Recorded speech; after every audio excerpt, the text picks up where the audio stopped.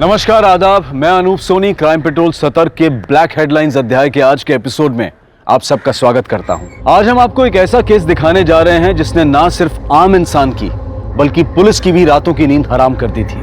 जहां साजिश और जुर्म को कामयाब बनाने के लिए मुजरिम ने हर संभव कोशिश की और दरिंदगी की हर हद को पार कर दिया था।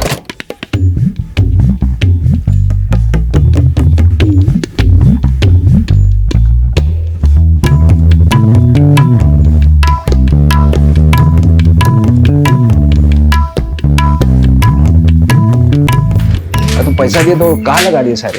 हा? अरे मैडम, अपनी उभरती भोजपुरी हीरोइन आ गई।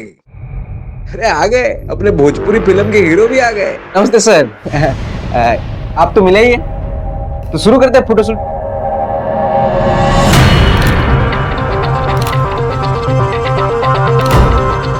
ऐसा कुछ एकदम कस के पकड़ लेना आप। हाँ।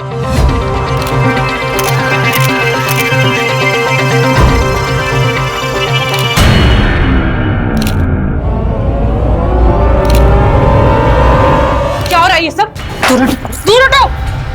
तुम यहाँ क्या कर रही हो? तू इतना जवानी फूट रहा है ना, तो जाके किसी और को ढूंढ। हमारे पति से दूर रह, वरना आंखें नोच लेंगे तेरी। अरे तुम्हारे इस बासी पति में ना हमें रत्ती भर भी इंटरेस्ट नहीं है। अमीरों की लाइन लगती है हमारे लिए, ऐसे फकीरों को तो हम देखे भी ना। और हमारी भी, अगर तुम्हारे पति की जवानी फूट रही है ना हमको देखकर, फीलिंग आ रही उसे हमें देखकर, तो उसमें हमारी नहीं तुम्हारी प्रॉब्लम है, समझी? और तुम अपनी पत्नी को जरा लगाम में रखो, वरना पिटेगी किसी दिन हमसे।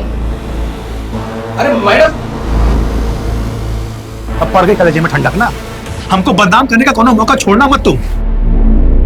शादी क्या कर लिया, जीना हराम कर दिया तुम हमारा।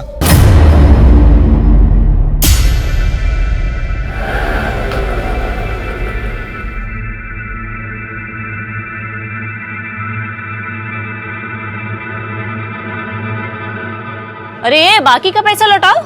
अरे मैडम, 2 ही रुपए तो है। तो 2 रुपए क्या पेड़ पे उगता है क्या? ये तुम्हारा बाप दे के गया था हमको। बाप पे क्यों जा रही है? तमीज से बात कीजिए। एक तो हमारी मेहनत का पैसा लेके जा रहे हो, ऊपर से हम ही को तमीज सिखा रहे हो। हम तमीज सिखाएं तुमको? पता है हमको कौन सी मेहनत का पैसा है ये। क्या बोले तुम? अरे मैडम, क्या बोले तुम? कहाँ से? अरे मैडम हम कह रहे थे। क्या बोले तुम? फिर हम तुम्हें बताते हैं, अच्छे से बताते हैं कहाँ से पैसा आता है। हमारा दिमाग खराब मत करो, यही पटक के मारेंगे। तुमको बता दे रहे हैं। ज्यादा बात मत करो। क्या हो गया? मैडम, हिम्मत कैसे हुई तुम्हारी? हम तो बस ये कह रहे थे। हिम्मत कैसे हुई? तुम क्या कह रहे थे? हमको सब पता है, सब समझ रहे हैं। अरे कौन सा नया बात है? ये तो रोज रोज का नाटक हो गया है। आधी रात में लड़ाई करना और पड़ोसियों को परेशान करना। ए त्रिपाठी, ज्यादा दिक्कत है क्या तुम्हारी जोरों को हमसे? कहो तो अभी ठीक कर देते हैं इनको हम। अंदर चल अंदर। घर आने में इतना देरी कैसे हुआ? कहाँ थी तू अब तक? पापा काहे हमसे रोज रोज एक ही सवाल पूछते रहते हैं आप? मालूम तो है ना आपको कि काम की वजह से लेट होता है हमको। ये रखिए और अपना चश्मा बनवा लीजिएगा, वरना कल फिर उल्टा अखबार पढ़ते दिखेंगे आप।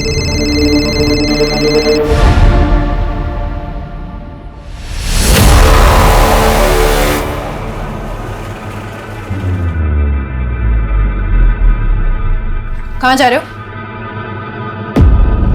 अपनी वो 2 पैसे की हीरोइन उर्मिला, उसके साथ गुलछर्रे उड़ाने जा रहे हो ना? तुम जब तक हमें बताओगे नहीं ना कहाँ जा रहे हो, हम तुम्हें जाने नहीं देंगे। लखनऊ जा रहे हैं। हम भी चलेंगे लखनऊ, भैया से भी मिल लेंगे। बहुत दिन हुआ है ना। नहीं लेके जा सकता, काम से जा रहे हैं और गाड़ी में उतनी जगह भी नहीं है।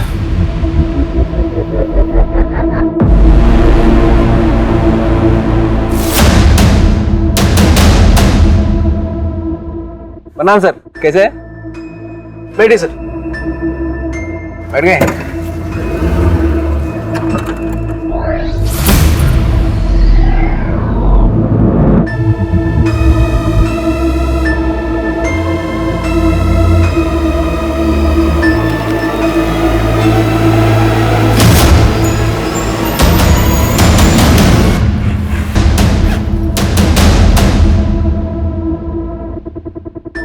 Hello, DJ travels. हाँ, मुझे लखनऊ की एक टिकट बुक करनी है।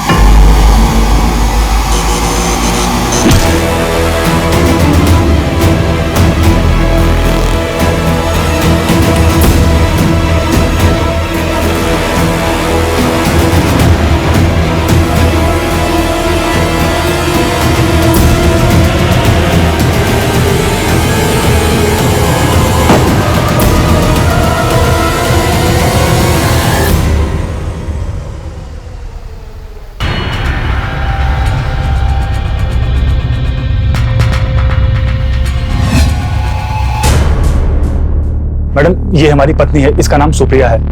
हमको इसका मिसिंग कंप्लेंट लिखवाना है। हम इसको हर जगह ढूंढ लिए लेकिन हमको कहीं नहीं मिली ये। कब से गायब है? 2 दिन से। 2 दिन पहले जब हम लखनऊ गए थे, उसके बाद जब हम काम से आए उसके तब से इसका नंबर ही नहीं लग रहा है। आपकी पत्नी 2 दिन से गायब है और आप आज रिपोर्ट लिखवाने आए? मैडम हमको तो मालूम ही नहीं था कि वो लापता है। जब 2 दिन पहले हम लखनऊ जा रहे थे तो हमसे जिद करने लगी कि हमको भी ले चलो। हम भी चलेंगे लखनऊ, भैया से भी मिल लेंगे, बहुत दिन हुआ है ना। अब हम काम से जा रहे थे तो इसलिए नहीं ले गए। तो हमको लगा कि गुस्से में फोन बंद करके बैठी होगी, लेकिन जब हम वापस कानपुर आए तो देखे वो घर में भी नहीं है। फिर हमने पड़ोसियों से पूछा, उनको भी नहीं पता कि कहाँ गई है। आप दोनों के बीच कोई झगड़ा वगैरह हुआ था? शादी क्या कर लिया, जीना हराम कर दिया तुम हमारा। बस उतना ही जितना एक मियाँ बीवी के बीच में नोक झोंक होता है। आपने उनके रिश्तेदारों में या मायके में पता किया? शायद वहां चली गई हो। मैडम मायके के नाम पे तो लखनऊ में सिर्फ उनका एक बड़ा भाई है, जोगिंदर यादव, और हम वहां पे भी फोन करके पूछे हैं, वहां भी नहीं है वो। आप सुप्रिया की डिटेल्स और फोन नंबर दे दीजिए, हम पूरी कोशिश करेंगे। जैसे ही कोई खबर मिलेगी आपको बता देंगे।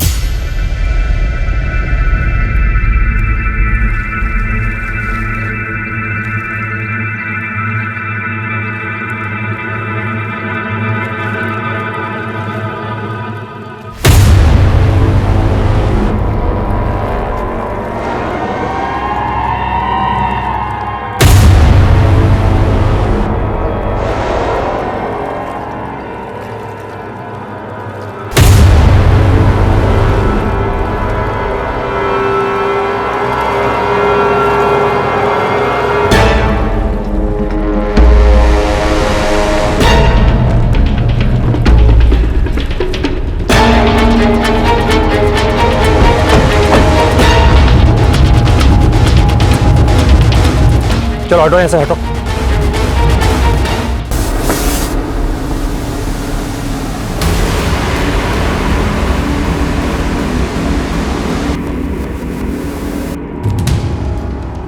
किसी लड़की की बॉडी है सर, लेकिन उसका सर और हाथ नहीं है। सूटकेस में सिर्फ उसकी बॉडी के निचले हिस्से के टुकड़े ही हैं सर। बॉडी पूरी तरह गल चुकी है, लगता है शायद पानी में बहुत टाइम तक थी है। अपनी टीम लगवाओ, गोताखोरों को बुलवाओ, नदी के आसपास के इलाके में अच्छे से सर्च करवाओ, आसपास के पुलिस स्टेशन में इसकी डिटेल्स भेजो और पता करो कि हफ्ते भर के अंदर किसी महिला की मिसिंग रिपोर्ट दर्ज हुई है क्या।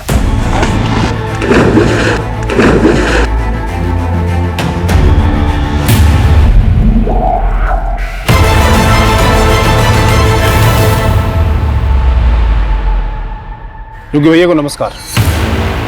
तुम यहाँ का लेने आए बे? लेने नहीं, बताने आए।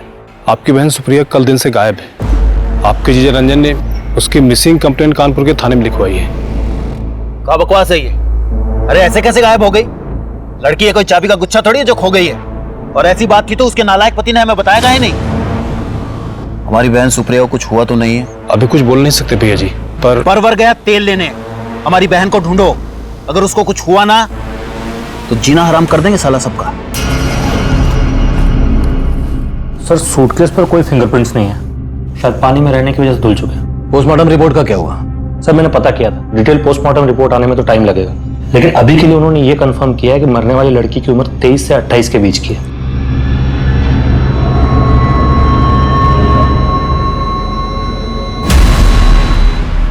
सूटकेस के इस बारकोड से कंपनी से पता करो कि ये किस बैच का है, किस दुकान में सप्लाई हुआ और किसने बेचा और किसे खरीदा। हो सकता है ये सूटकेस ही हमें टुकड़ों से मिली लाश की पहचान तक ले जाए। उर्मिला का फोन अभी भी बंद आ रहा है, मुझे तो उसकी बहुत चिंता हो रही है। पता नहीं कहाँ होगी, कैसी होगी।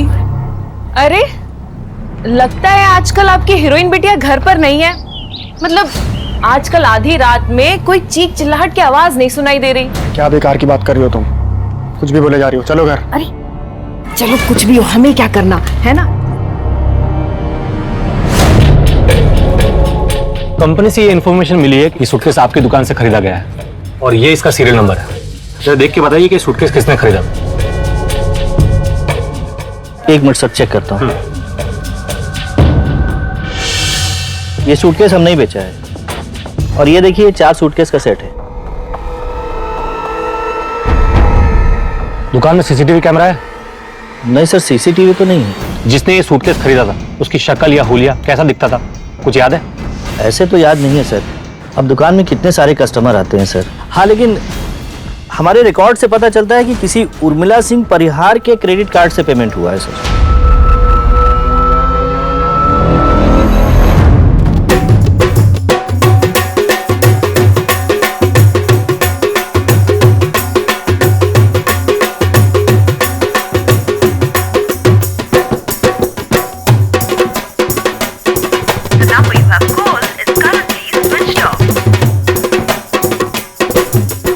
Cut it. बहुत अच्छे, सबने बहुत अच्छा नाचा। Thank you sir. अब तुम दोनों इनको जरा बाहर लेके जाओ और इनका नंबर और नाम वगैरह ले लो। डांस तो तुम बहुत अच्छा करती हो। अब थोड़ा अंदर कमरे में ऑडिशन भी ले ले, एक्टिंग का भी देख लेते। जी सर। वाह वाह वाह वाह, क्या बात है, क्या बात है। बड़ी भोजपुरी हीरोइन बनने के सारे गुण है तुम में। सोशल मीडिया पर उर्मिला सिंह परिहार के नाम पर 200 अकाउंट थे। जब हमने सारे के सारे पोस्ट चेक किए तो एक पोस्ट में हमें यह मिला sir.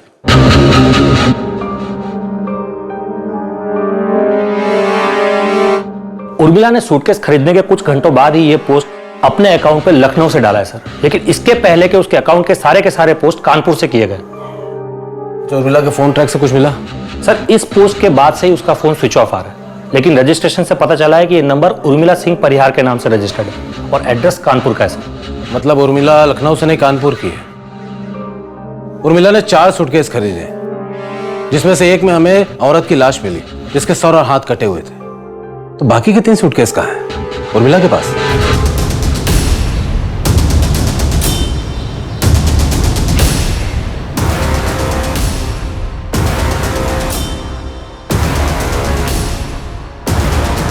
The number you have called is currently switched off.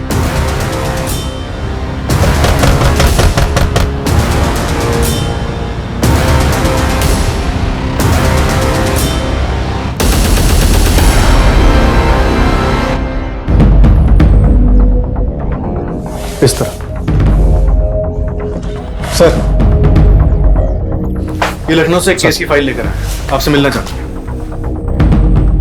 Sir 4 दिन पहले हमें इस औरत की लाश एक सूटकेस में मिली नदी में, जिसके सर और हाथ कटे हुए थे। सूटकेस के बारकोड से पता चला है कि एक नहीं 4 सूटकेस किसी उर्मिला सिंह परिहार ने अपने क्रेडिट कार्ड से पेमेंट करके खरीदे थे। तो बाकी के 3 सूटकेसेस को लखनऊ पुलिस ढूंढ रही है, क्योंकि हमें शक है कि बाकी के बॉडी पार्ट सर और हाथ भी किसी सूटकेस में हो सकते हैं। क्योंकि उर्मिला कानपुर की रहने वाली है, इसलिए हेडक्वार्टर ने यह केस आप लोगों को सौंपा है। अब आगे की तहकीकात आपकी टीम करेगी सर।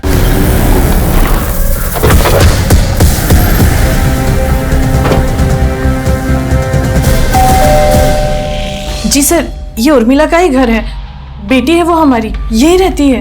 क्या हुआ साहब, इतना सब क्यों पूछ रहे हैं आप? उर्मिला अभी कहाँ है? पता नहीं साहब, वो हमें बताती कहाँ है कि कब जा रही है, कब आ रही है और कब लौटेगी।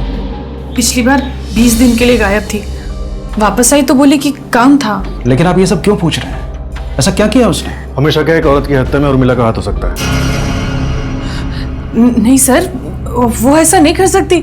वो तो किसी का इतना सा भी खून देखती थी तो घबरा जाती थी। या वो वापस है या फिर फोन करे, आप लोग तुरंत हमें इन्फॉर्म करेंगे। पॉसिबल है कि ये लोग हमें इन्फॉर्म ना करें। माँ बाप है ना, अपनी बेटी को बचाने की कोशिश करेंगे बिना ये सोचे हुए कि इस बात से उसी को नुकसान होगा। एक काम करो, एक कांस्टेबल यहाँ तैनात करो सिविल ड्रेस में, 24 घंटा यहीं पर नजर रखो। तुम पगला गए क्या यार? 36 बार फोन किए दिन में हमको। पगला तो जाएंगे ना सर, ये उर्मिला की वजह से हमारी फिल्म अटक गई है। उपचार तो सोचना ही होगा। हम एक नई लड़की देखे, हीरोइन बनने के लिए कुछ भी कर सकती है। कुछ भी मतलब कुछ भी। वही होगी, आते हैं। अरे रितु, आओ आओ, तुम्हारी राह देख रहे थे। Good evening sir. ये रंजन सर, आप जानती होंगी? हाँ हाँ, हम तो जानते हैं इनको, हम तो बहुत बड़ी फैन हैं इनके। बाकी 3 सूटकेसेस का कुछ पता चला? नहीं सर। बोले थे हम तुमको, पर तुम हमारी बात मानती कहाँ हो? हीरोइन बनाने चली थी अपनी बिटिया को, बना ली हीरोइन। किसी के सामने मुंह दिखाने लायक नहीं छोड़ा उसने हमको। थोड़ा तो शर्म कीजिए। अरे ये सब उसने हम लोगों के लिए किया। अरे हम ही खा गए अपनी बिटिया को और अब आप उसे गाली दे रहे, ये नहीं सोच रहे कि वो कहाँ होगी, किस हाल में होगी। कुछ समझ में आ रहा है तुमको? हत्या के मामले में पुलिस खोज रही है उसको। और एक बात बता देते हैं, अब अगर वो इस घर में आई ना तो सीधा पुलिस को दे देंगे, समझे?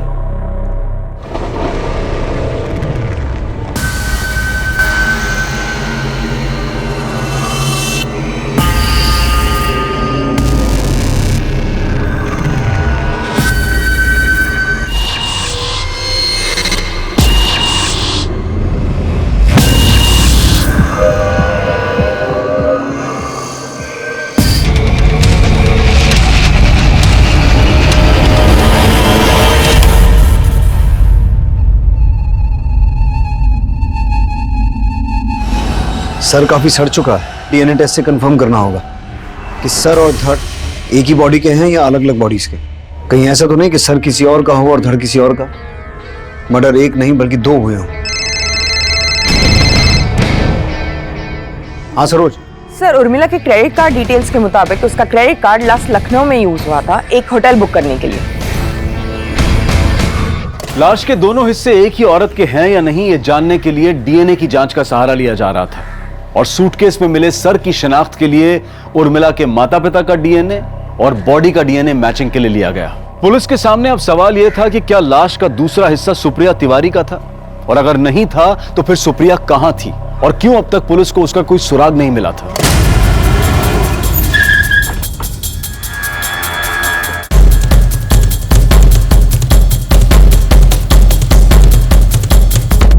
उर्मिला सिंह परिहार नाम की किसी औरत ने आपके होटल में कमरा बुक करवाया था कुछ दिन पहले। 1 मिनट सर। Yes sir. आपके होटल में सीसीटीवी कैमरा नहीं है? जी है सर, पर अभी थोड़ा खराब है। उर्मिला अकेली आई थी या उसके साथ कोई था? सर अकेली थी। Welcome ma'am. Name please. और थोड़ी देर बाद उनका एक असिस्टेंट आया कुछ पार्सल लेकर। Welcome sir. Thank you. हम उर्मिला सिंह परिहार के असिस्टेंट हैं। और उसके कुछ देर बाद उर्मिला जी भी आई। उन्होंने कहा कि हमारा असिस्टेंट ऊपर है, वो सारे सूटकेस नीचे रख जाएगा और एक आदमी आएगा, वो सारे सूटकेस आप उसे दे दीजिएगा। और उसके बाद वो जो गई वो वापस ही नहीं आई। कितने सूटकेस थे? सर उस दिन मैं थोड़ा बिजी था तो ठीक से देखा नहीं, तो बता नहीं सकता।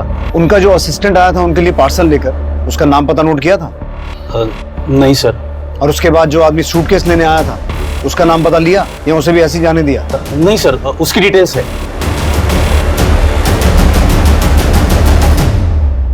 वो उर्मिला सिंह परिहार हमारे लिए कुछ सूटकेस छोड़े होंगे। हाँ, सूटकेस तो है सर। बस आप अपना नाम, पता और नंबर यहाँ पे लिख लीजिए। वो क्या है, वो आ जाएंगे तो मैं उन्हें बता सकता हूँ ना। जी सर, थैंक यू। सर यहाँ पर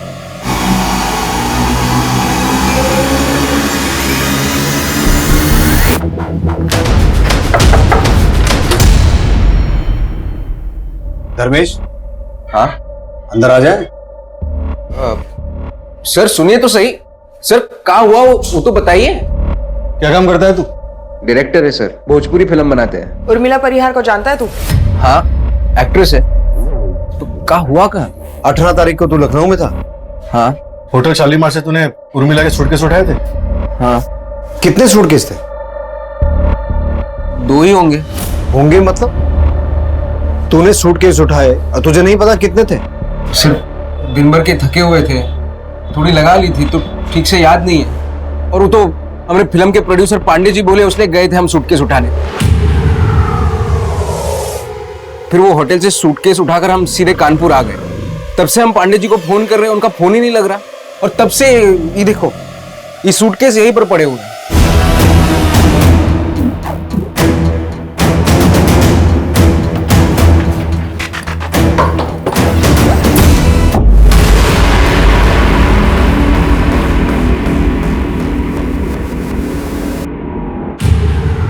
तो लखनऊ में उर्मिला से मिला था? नहीं सर, हमको तो पता भी नहीं था कि उर्मिला लखनऊ में है। लेकिन जब तू शालीमार होटल गया था ये सूटकेस उठाने, तेरे साथ एक आदमी और था। कौन था वो? हमारे फिल्म का हीरो रंजन तिवारी। ये वही रंजन तिवारी जिसकी वाइफ मिसिंग है? हाँ, पर सर हुआ क्या है? आप इस सूटकेस के बारे में इतने सवाल क्यों पूछ रहे हैं? तेरा जो ये प्रोड्यूसर है पांडे, ये रहता कहाँ है? और इसका पूरा नाम क्या है? रहता कहाँ है वो तो पता नहीं, हम बाहर ही मिलते थे। और उसका पूरा नाम है गजानन पांडे। ये सूटकेस तो हम लेके जा रहे हैं, लेकिन अगर तू अपना सूटकेस लेकर ये शहर छोड़ने की कोशिश करेगा तो तेरी फिल्म हम बनाएंगे। सर होटल की रिसेप्शनिस्ट का भी यही कहना है कि उसे नहीं पता कि कितने बैग्स थे, और धर्मेश भी यही कह रहा है कि उसे याद नहीं। विनोद, इनमें से किसी की भी बात का भरोसा नहीं किया जा सकता। वैसे एक तीसरा आदमी भी है जो इस बात का जवाब दे सकता है और जिसका इस मर्डर में हाथ भी हो सकता है, रंजन तिवारी। अब देखते हैं वो क्या कहता है। उसके पास क्या बहाना है सूटकेस ना देख पाने का।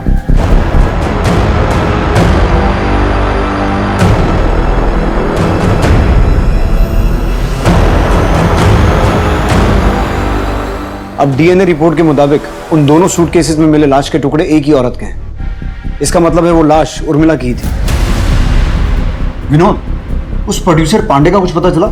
सर भोजपुरी फिल्म इंडस्ट्री के जितने भी छोटे बड़े प्रोड्यूसर्स हैं सबका पता किया, लेकिन ये गजानन पांडे नाम का कोई प्रोड्यूसर है ही नहीं। मिल गई फुर्सत तुमको, अब लेकर आ रहा हो चाय? Sorry sir.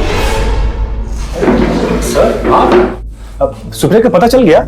सुप्रिया तो नहीं मिली, लेकिन कुछ और मिला है जिसके बारे में तुमसे बात करनी है। हाँ बोलिए।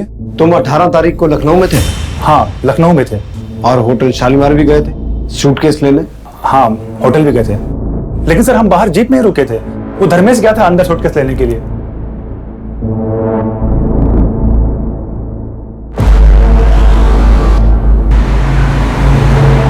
धर्मेश होटल से कितने सूटकेस लेके बाहर आया था? वो तो हम देखे नहीं सर, वो लाया पीछे रख दिया, हम आगे बैठे हुए थे।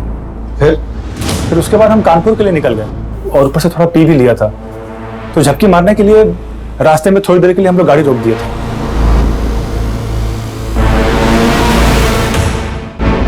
तो तुम्हें नहीं पता कि कितने सूटकेस थे? नहीं सर, बताया तो वो धर्मेश लेकर के आया था। लेकिन सर आप सूटकेस के बारे में इतना क्यों पूछ रहे हैं? क्योंकि उन 4 सूटकेसेस में से एक में उर्मिला का सर और हाथ मिले हैं और दूसरे में किसी औरत का धड़, और बाकी के 2 सूटकेस धर्मेश के घर से बरामद हुए। सर ये धर्मेश नहीं कुछ गड़बड़ किया होगा। सर एक नंबर का लीचड़ आदमी सर, विश्वास करने के लायक नहीं है वो। पता नहीं पांडे को उसने क्या घुट्टी पढ़ाई की वो उसको डायरेक्टर बना दिया। सर कुछ आता जाता नहीं है उसको, कुछ भी करके वो फिल्म बनाना चाहता है। उर्मिला को लेके बहुत उछल रहा था, बोलता है हमारी खोज है। ये है रंजन तिवारी, जानती होगी, स्टार है। साथ में काम करेंगे तो बहुत सीखने मिलेगा। आप घबराइए मत, हम सिखा देंगे सब इनको। क्या सिखा देंगे? एक्टिंग हम सिखा देंगे आपको। सर कुछ तो बात थी उसमें, एक फिल्म नहीं की थी लेकिन एटीट्यूड ऐसे फेंकती थी कि पूछो ही मत। इतने दिनों से तुम्हारी बीवी गायब है और तुम यहाँ नाच गाने में बिजी हो। सर प्लीज बुरा मत मानिएगा, लेकिन उसको ढूंढना आपका काम है।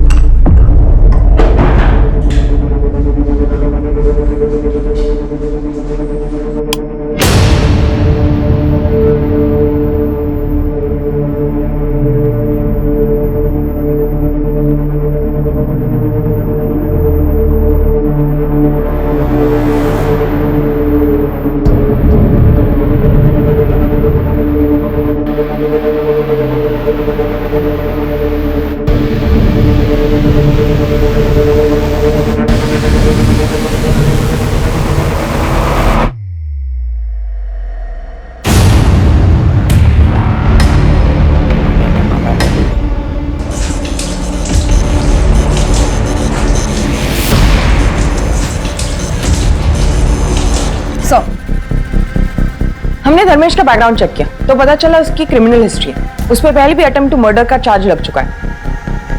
उठा के लाओ उसे।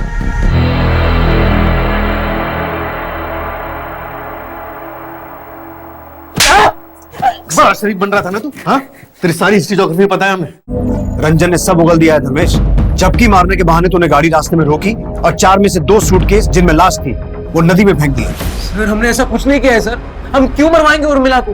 वो हमारी फिल्म की हीरोइन थी, हमारी फिल्म हिट करवाने वाली थी, भविष्य बनाने वाली थी हमारा। सर हम तो बोलते हैं रंजन ने मारा है उर्मिला को। उर्मिला ने सबके सामने उसकी बहुत बेइज्जती की थी।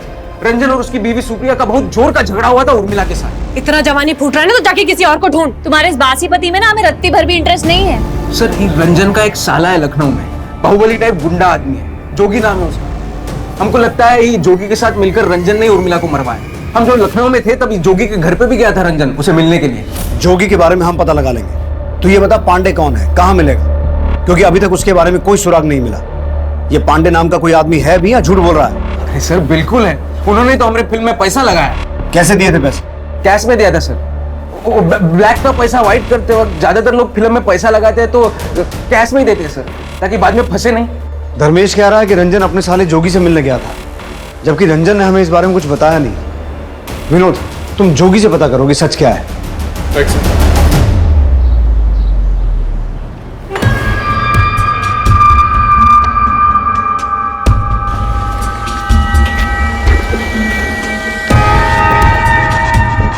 प्रणाम सर, कहिए।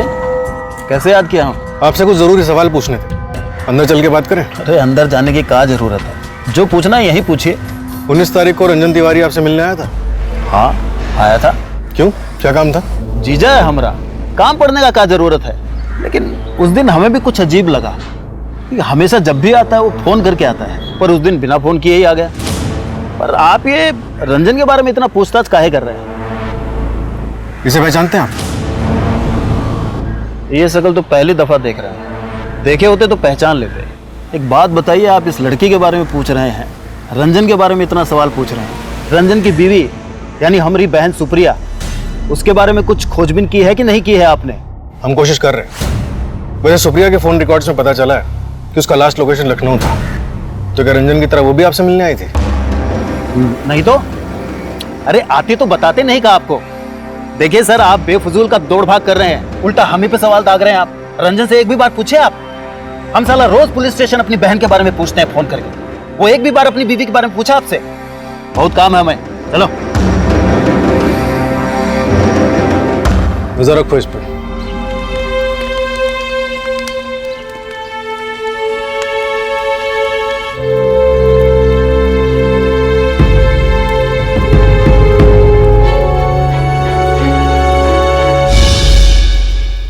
मैं फ्री होके कॉल करता हूँ। सर, मैंने उर्मिला के कॉल रिकॉर्ड्स को एक बार फिर बारीकी से चेक किया, जिसमें एक नंबर सामने आया जिससे उर्मिला के नंबर पे अक्सर कॉल्स किए गए और कोई भी कॉल 1 मिनट से ऊपर का नहीं था। इस नंबर पे कॉल करो।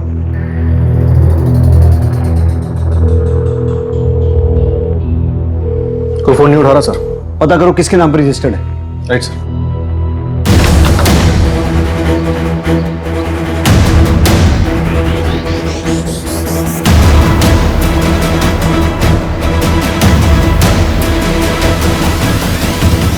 रंजन तिवारी की पत्नी सुप्रिया जो पिछले कई दिनों से लापता थी, अब यह साफ हो चुका था कि वो लखनऊ में अपने भाई जोगिंदर यादव उर्फ जोगी भैया के घर पर सही सलामत है।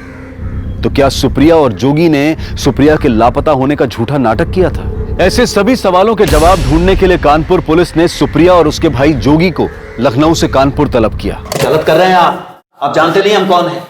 बेवजह अपना और हमारा समय बर्बाद कर रहे हैं आप। जानते हैं, बहुत अच्छी तरह से जानते हैं।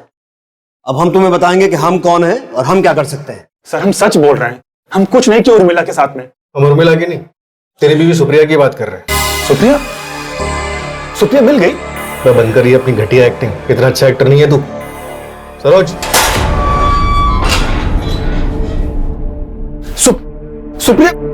सुप्रिया कहां थे तुम? तुझे नहीं पता था ये कहां थी? सर हमको सच में नहीं पता ये कहां थी। कहां थी तुम? तुम्हारे साली जोगी के यहाँ। अरे तो कम से कम बता तो देती कि तुम लखनऊ जा रही हो। लखनऊ तो हम तुम्हारे साथ ही जाना चाहते थे, तुम ही बोले गाड़ी में। बंद करो या मियां बीवी की नोकझोंक, घर जाके करना ये सब। पहले ये बताओ कि मिसिंग कंप्लेंट का नाटक क्यों किया था तुम लोगों ने? नाटक नहीं है, हम हमारी बहन को जान से ज्यादा चाहते हैं। वो जो बोलती है हम करते हैं। उसने कहा कि रंजन के साथ उसका झगड़ा हुआ, हम उसे सबक सिखाना चाहते हैं। झूठी कंप्लेंट लिखवाना, पुलिस से झूठ बोलना, ये ठीक है? सर भैया हमारी खातिर झूठ बोले थे, ये यहाँ पे बहुत जाती करते थे। सोचे ऐसे अचानक गायब हो जाएंगे तो अच्छा सबक मिलेगा और पुलिस परेशान करेगी 100 लोग। तमीज में पुलिस स्टेशन है ये। तुम लोगों के इस नाटक का कोई फायदा नहीं है, क्योंकि हमें अच्छे से मालूम कि तुम दोनों ने और जोगी ने मिलकर उर्मिला का मर्डर किया, उसकी बॉडी को ठिकाने लगाया। आप कुछ भी बोलेंगे और हम मान लेंगे। हमने और हमारी बहन सुप्रिया ने किसी का मर्डर नहीं किया है, समझे आप? देखिए ये रंजन बहुत छिछला आदमी है, आपको तो शक है ना उस पे? अरे हम कह रहे हैं मर्डर उसी ने किया है। सर हमारा यकीन करिए, हमने उर्मिला को नहीं मारा है। अरे हम क्यों मारेंगे उसको? अपने हाथ से अपना भविष्य खराब कर लेंगे क्या? सर, उर्मिला के कॉल रिकॉर्ड से हमें जो नंबर मिला था जिस पे हमने कॉल किया था और कोई फोन नहीं उठा रहा था, उसकी डिटेल्स आ गई। ये देखिए, पता करो इसके पास इन कॉल्स का क्या जवाब है।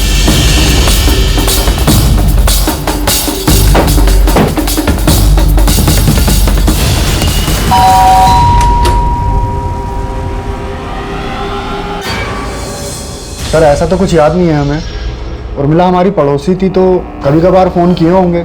इस कभी कभार बात होने वाले पड़ोसी को तू रात में 1 बजे फोन करेगा? सच सच बोल दे, ये तो बहुत बुरा फंसेगा तू। सर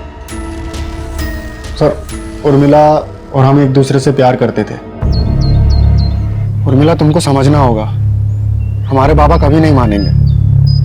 हम भी तुमको चाहते हैं, सारी जिंदगी तुम्हारे साथ बिताना चाहते हैं हम, पर तुम्हारा दोनों सपना एक साथ पूरा नहीं हो सकता।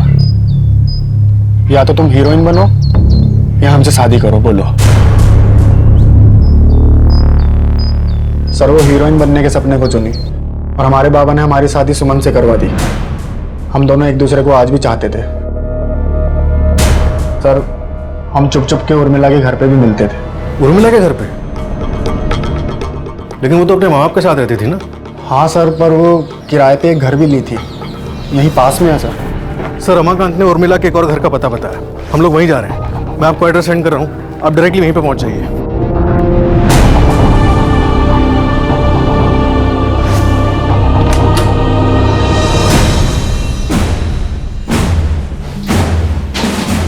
सर उर्मिला और हम यहीं मिलते थे सर। इस घर का मालिक कौन? सर वो सब उर्मिला को पता था, हम कभी पूछे नहीं उनसे। सरोज, आसपास पूछताछ करो, इस घर का मालिक कौन है?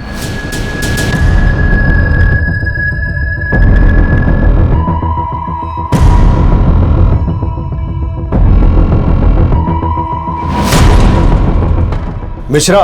Yes sir. फॉरेंसिक टीम को बुलाओ। यहां बहुत कुछ हुआ है। हमारा वास्ता सिर्फ मुजरिम नहीं, बहुत शातिर मुजरिम से पड़ा है।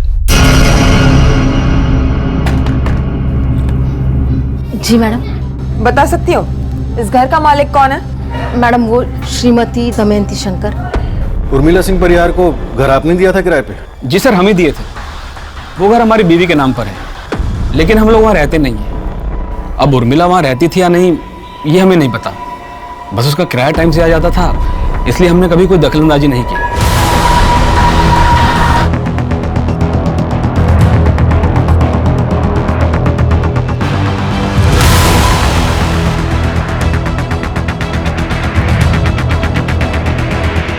सर यहाँ काफी खून बहा है, पूरे किचन में खून के ट्रेसेस हैं। अच्छी तरह से खून साफ करने की कोशिश की गई है। सर रिपोर्ट से साफ है कि उर्मिला के किराए वाले घर पर ही इस जुर्म को अंजाम दिया गया। किचन से जो ब्लड ट्रेसेस मिले थे वो उर्मिला के ही हैं। उर्मिला की detail postmortem report. Sir report के मुताबिक उर्मिला की मौत 17 तारीख को शाम 5 से 7 बजे के बीच सर पे चोट लगने की वजह से हुई। 17 तारीख को? इसका मतलब है 18 तारीख को जिस लड़की ने उर्मिला के क्रेडिट कार्ड से वो सूटकेस खरीदे और जिसने होटल शालीमार में चेक इन किया वो उर्मिला नहीं कोई और थी, और ये सब पुलिस को गुमराह करने के लिए किया गया है। तो उर्मिला का मर्डर 17 तारीख को उसके किराए वाले घर पर हुआ और शायद उसी शाम उस घर की किचन में उसकी बॉडी के टुकड़े किए गए, और अगले दिन 18 तारीख को किसी दूसरी लड़की ने उर्मिला के क्रेडिट कार्ड से वो सूटकेस खरीदे, होटल गई जहां उर्मिला के बॉडी पार्ट्स को 2 अलग-अलग सूटकेसेस में डाला गया और 19 तारीख को होटल से ले जाकर नदी में फेंक दिया गया। लेकिन सर उर्मिला की टुकड़े की हुई बॉडी होटल कैसे पहुंची? शायद उर्मिला का वो असिस्टेंट जो शॉपिंग बैग्स लेकर आया था, शायद उन शॉपिंग बैग्स में उर्मिला की डेड बॉडी थी जिसे बाद में सूटकेसेस में डाला गया। रंजन और धर्मेश हो सकता है इस बात से अनजान हो, या पॉसिबल है वो दोनों ही उर्मिला की डेड बॉडी कानपुर से लखनऊ लेके गए और बाद में सूटकेस में डालकर नदी में फेंक दिया। हमें इन सभी सवालों के जवाब ढूंढने होंगे कि वो लड़की कौन थी जिसने उर्मिला के क्रेडिट कार्ड से वो सूटकेस खरीदे, बाद में होटल गई, और वो आदमी कौन था जो शॉपिंग बैग्स लेकर आया और जिसने बाद में सूटकेस रिसेप्शन पे ड्रॉप किए। सरोज, तुम उर्मिला के उस किराए वाले घर से पता करो, वहां उससे मिलने कौन कौन आता था। सर विनोद, हमें धर्मेश और रंजन से एक बार दोबारा पूछताछ करनी होगी, क्योंकि अभी तक इस केस में सिर्फ एक ही बात साफ है कि बॉडी के टुकड़े सूटकेस में मिले और वो सूटकेस होटल से धर्मेश और रंजन लेकर गए थे। हो सकता है इन दोनों ने ही उर्मिला का मर्डर किया हो और बाद में सूटकेस में बॉडी को ठिकाने लगाया हो। उर्मिला सिंह परिहार की हत्या के मामले में पुलिस के पास संदिग्धों की एक लंबी लिस्ट थी। फिर उर्मिला के कत्ल का दृश्य सामने आने के बाद पुलिस पूरी कोशिश के साथ संदिग्धों की तलाश में जुट गई, जो भी उर्मिला की हत्या से संबंधित था। क्या बता सकती हो उर्मिला के घर पे उसके अलावा और कौन आता जाता था? मैडम बहुत से लोग आते जाते रहते थे, अब हम सबको तो नहीं जानते ना। ये या ये, इन दोनों में से किसी को भी देखा है? नहीं मैडम। सर हमारा विश्वास कीजिए सर, हमने कुछ नहीं किया। सिर्फ पांडे जी के कहने पर हमने होटल से सूटकेस उठाया, बाकी हमने कुछ नहीं किया सर। सच सच बोलो वरना हड्डी बस लिए कर दूंगा तुम्हारी। हमें पता है पांडे नाम का कोई आदमी है ही नहीं। झूठ बोल रहे हो तुम लोग। सर है, बिल्कुल है। विनोद, धर्मेश और रंजन को अलग अलग स्केच आर्टिस्ट के साथ बिठाओ और पांडे का स्केच बनवाओ। इनका सच झूठ सब बाहर आ जाएगा। Right sir. जो औरत उर्मिला बनकर तुम्हारे होटल में रुकी थी, क्या यही है? सर नहीं, ये नहीं है।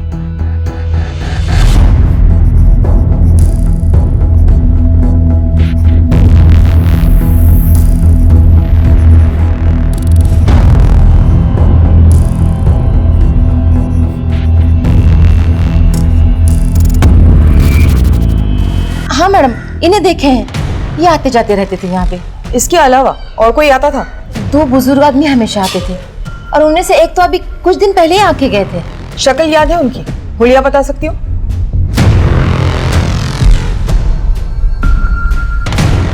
एक मिनट। क्या ये वो आदमी है? हाँ मैडम, ये वही है। उर्मिला का जो असिस्टेंट पार्सल लेकर आया था, क्या यही है? हाँ सर, यही है। सर, धर्मेश और रंजन ने जो स्केच बनवाया है वो एक ही आदमी का है। सर, उर्मिला जिस किराए के घर पे रहती थी उसकी पड़ोसी ने इस आदमी को घर जाते हुए देखा था। इन दोनों को उठा के लाओ। बहुत घुमाया हमें, अब हम इन्हें सैर करवाएंगे। उर्मिला सिंह परिहार को घर आपने दिया था किराए पे? जी सर, हमें दिए थे। वो घर हमारी बीवी के नाम पर है। तो तू है प्रोड्यूसर पांडे। अब ये बता कि शंकर और गजानन पांडे का क्या खेल है? सर, हम अपनी ब्लैक मनी को वाइट करने के लिए गजानन नाम का सहारा लेते थे और इसी नाम से एक फिल्म भी प्रोड्यूस कर रहे थे और उर्मिला को उसमें हीरोइन लिया था। और खुद विलन बन गया, हीरोइन का मर्डर कर दिया। हम ऐसा क्यों करेंगे? उल्टा उर्मिला के मरने से तो हमको नुकसान हुआ। हमने कभी सोचा भी नहीं था कि तू ऐसा कर सकता है। चल, अपने इस लाचार बाप के किरदार से बाहर निकल और सच बोल। क्या सच बोले साहब? उर्मिला ने किराए पे दूसरा घर लिया हुआ है, ये बात तूने हमसे क्यों छुपाई? क्या बोलता साहब कि वो वहां पे तूने उर्मिला का मर्डर किया, उसकी बॉडी के टुकड़े किए और फिर बॉडी को लखनऊ भिजवा दिया और फिर अपने चमचों को बोलकर बॉडी को नदी में फेंकवाया? नहीं सर, हम निर्दोष हैं, हम सच कह रहे हैं। उर्मिला की बॉडी लखनऊ कैसे पहुंची वो बता। कौन लेकर गया? तू? नहीं साहब, हम नहीं थे, हम तो कहीं और। होटल की रिसेप्शनिस्ट ने तेरी तस्वीर पहचान ली है और बता दिया है कि शॉपिंग बैग्स लेकर होटल में तू ही गया था। हम उर्मिला सिंह परिहार के असिस्टेंट हैं, पार्सल देना है उनको। साहब, उर्मिला हीरोइन बनना चाहती थी। जब हमें ये पता चला तो हम बहुत गुस्सा हो गए। ये काम शरीफ लोगों को शोभा नहीं देता है साहब, पर वो हमारी सुनती कहाँ थी। फिर भी हमारी मजबूरी थी साहब, क्योंकि हम कुछ कमाते तो थे नहीं, घर का सारा खर्च वही चलाती थी। 17 तारीख को क्या हुआ था? उस दिन घर से निकली तो जाने हमारे दिमाग में क्या है कि हमने उसका पीछा किया साहब।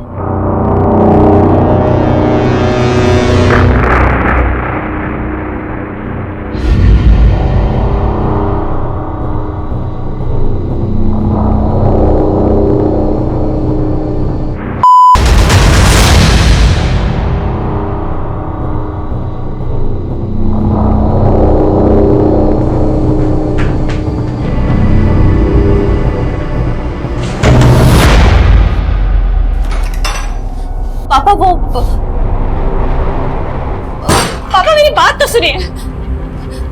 ये तुम्हारा हीरोइन का काम है? इस धंधे को तुम काम करती हो? हैं? ये शिकायत तुम तुम्हें कि अपने बाप की उम्र जैसे आदमी के साथ मुंह काला करती फिरे? लेता हूं।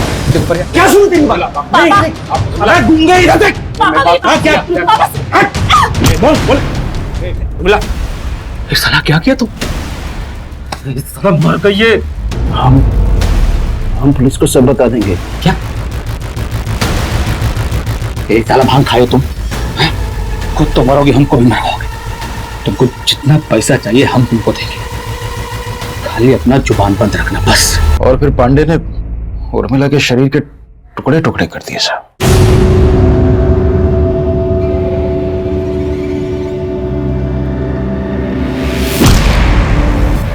सर, हमने एक लड़की को पैसा दिया, उसको बोला कि उसका ऑडिशन है और उसे उर्मिला बनकर लखनऊ जाना है। Welcome ma'am. Name please?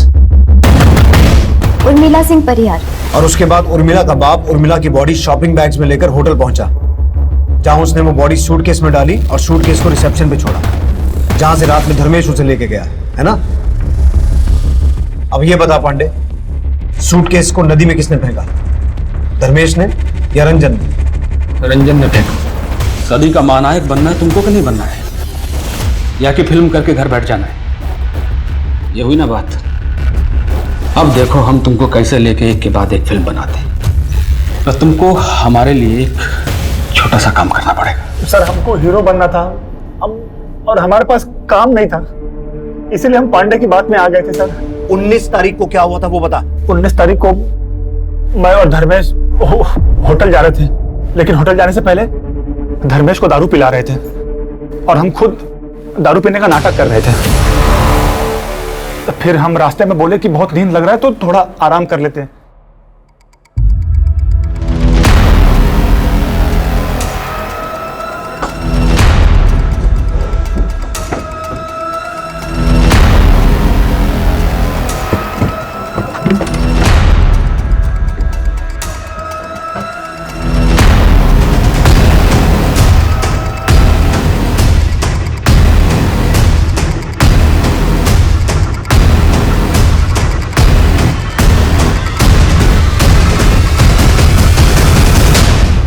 और तूने झूठ क्यों बोला कि तुझे याद नहीं था कि कितने सूटकेस थे?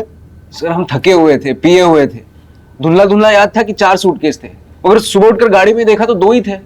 हमने रंजन से पूछा भी तो उसने कहा हमने नहीं देखा, तो हमको लगा 2 ही होंगे। आप तो बस यही सोचते रहे कि कौन है, कहां से आई है, किसका खून है। कभी उससे प्यार करते, समझाते तो आज वो ना होता जो हुआ। उसे हमारे लिए अपने आप को बेचना नहीं पड़ता, और ना ही आप आज यहाँ होते जहां आप अपनी नफरत की वजह से पहुंच गए। उर्मिला को अपने माता पिता से कभी भी समर्थन या सही परवरिश नहीं मिल पाई।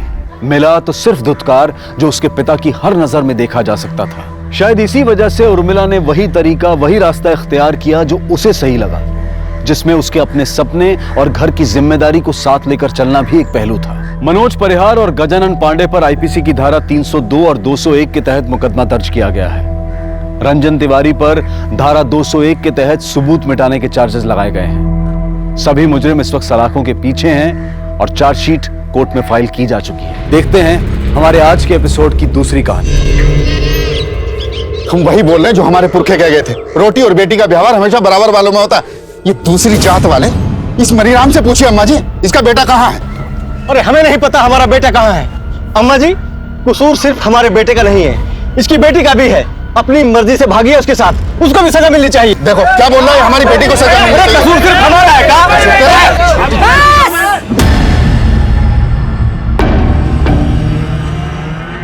तू मैं मर मिटे पूछ पूछ के जात। राम रहीम हैरान है, नाजुक है हालात। ये भी तो कह गए थे हमारे पूर्वज। अब आप लोग बताइए हमको कि क्या अपनाना है, अच्छाई या बुराई? पर अम्मा जी देखो नरेंद्र, मनीराम का लड़का सीएमओ के पद पर है। इस पद का लड़का ढूंढ पाते अपनी बिटिया के लिए? अम्मा जी, हम अपनी बेटी की शादी अपनी जात में ही करेंगे। बस हम फैसला कर लिए हैं। तुम दोनों के बेटा बेटी बालिग हैं, अब पता किए हैं हम, वो दोनों शादी भी कर चुके हैं। तो अब ना जात बीच में आएगी और ना ही किसी की जिद। अम्मा जी गए, अम्मा जी गए, अम्मा जी गए। When the going gets tough, the tough get going. कोशिश करने वाले की कभी हार नहीं होती। हमारी दादी की तरह हमारी मम्मी ने भी साबित कर दिखाया है। ये रही हमारी मम्मी। हर मम्मी गांव की सभी औरतों के साथ मिलकर गृह उद्योग चला रही है। मम्मी कुछ तो बोलिए। हम क्या बोले? अरे अपने काम के बारे में बताइए। तू ही बोल। देखिए, कामयाब इंसान तो वही होता है जो बोलने में नहीं करने में विश्वास रखता। विवेक, तो ये है मेरा कजिन विवेक। विवेक हाय बोले मेरे दोस्तों। नहीं मेघना दीदी, मुझे सब नहीं करना। अरे तो ये है मेरे दद्दू। इनके आयुर्वेदिक नुस्खे बहुत मशहूर है, वर्ल्ड फेमस, और इनका तकिया कला माइंड ब्लोइंग। ओके गाइस, तो अब हमारे दादी, चाचा और पापा आ गए। लेकिन इन सब से मैं आपको फिर कभी मिलाऊं। तू विधायक है तो हम भी तो सरपंच है गांव के, मनमानी नहीं सहेंगे उसकी। तो पावर में समझौता कर लीजिए आप उससे। समझौता? हमने कभी अपने उसूलों से समझौता नहीं किया है। फोन लगाओ उसके पीए को, बोलो अम्मा जी मिलना चाहती हैं। काला झंडे बाबूजी, सिर्फ पंचायत में ही नहीं, क्षेत्रीय राजनीति में भी झंडे गाड़ने के लिए तैयार है माँ। अरे वाह, मतलब गांव का ही नहीं पूरे कस्बे का भाग्य बदलने वाली है दादी। माँ, विधायक जी से कल की मीटिंग फिक्स हो गई है। ठीक है, कल चलते हैं। सॉरी, बहुत ज्यादा इंतजार करना पड़ा आप लोगों को। बताइए क्या सेवा करें आप लोगों की? सेवा सेवा कहते बहुत हैं आप, पर सेवा करते नहीं है। 3 साल हो गया पानी का पाइप बिछे हुए, पर नलों में अभी तक पानी नहीं है बिश्नोई जी। वो तो तभी आएगा जब जिले में पानी की टंकी बन जाएगी। लेकिन इसका जो बजट था ना, तो पाइपलाइन बिछाने में ही खर्च हो गया। अब ऊपर से फंड आएगा तो। पर नीचे से तो बहुत आए हैं आपके पास। पाइपलाइन बिछाने में जितना पैसा ठेकेदारों को बांटा गया है, उसका आधा तो आप ही के पास आ गया। जबान संभाल के बात कर सरपंच, वरना न ये सर रहेगा और न पंच की अकड़। अकड़ तो अब तुम भी टूटेगी बिश्नोई। घर घर पानी की स्कीम में जो घोटाला किया हो ना, सब मीडिया के सामने लाएंगे। कुर्सी बचाना मुश्किल हो जाएगा तुम्हारा।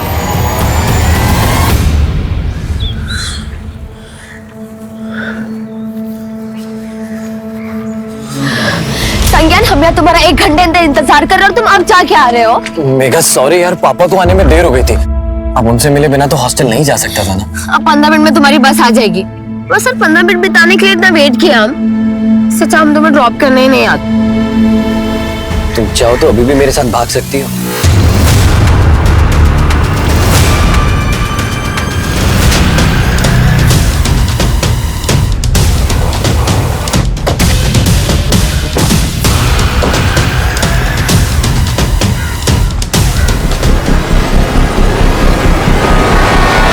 माँ हमेशा गले में सोने की चैन, हाथों में सोने के कंगन, हीरे और सोने की अंगूठियां पहनती थी।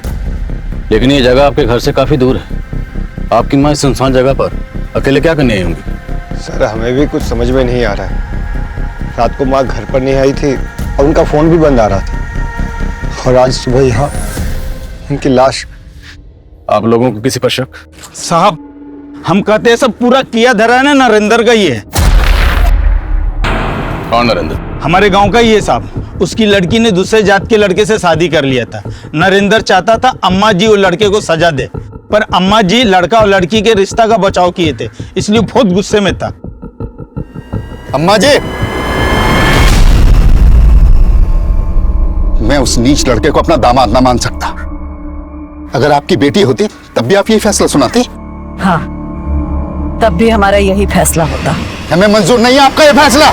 साहब नरेंद्र अपना फोन बंद करके भाग गया है। हमको पूरा यकीन है अम्मा जी का मर्डर उसी ने किया है। रहता कहाँ है नरेंद्र?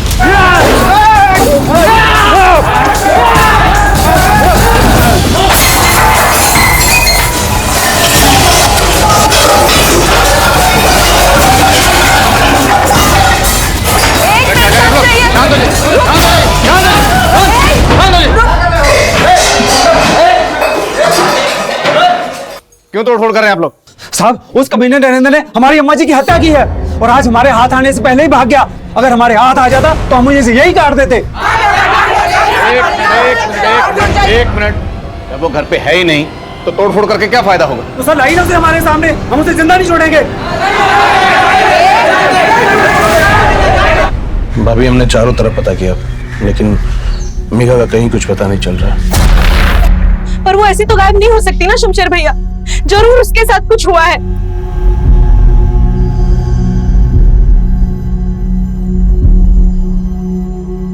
आप कुछ करते क्यों नहीं है? मेघा कल से गायब है। हमें बार बार बोलने की जरूरत नहीं है कि क्या माँ की लाश तो आप नहीं ढूंढेंगे उसे? उसकी कुछ पड़ी नहीं है क्या आपको? रजनी देवी के कातिल को जल्दी ढूंढना होगा, वरना गांव वालों का बवाल और बढ़ सकता है। जी सर, ये नरेंद्र जिस तरीके से गायब है उसे देख के तो लग रहा है कि हो सकता है कि नरेंद्र ने रजनी देवी का कत्ल किया है और गहने लूटे हैं। और फिर कत्ल को लूट की शक्ल देने की कोशिश की हो। लेकिन रजनी देवी कल रात से गायब है, तो हो सकता है उनका कत्ल भी कल ही हुआ। और सवाल ये है कि गांव की एक महिला सरपंच अपने गांव से इतना दूर उस सुनसान जगह पर क्या करने गई होगी। सर हो सकता है कि मर्डर किसी दूसरी जगह पे किया गया हो और बॉडी को ले जाके वहां डंप किया गया हो। फिर भी उस जगह का पता करना होगा जहाँ रजनी देवी का कत्ल हुआ। रजनी देवी की कल की पूरी एक्टिविटीज पता करो और आसपास जितने भी सुनार है सबको इन्फॉर्म करो। हो सकता है कातिल गहने बेचने की फिराक में हो।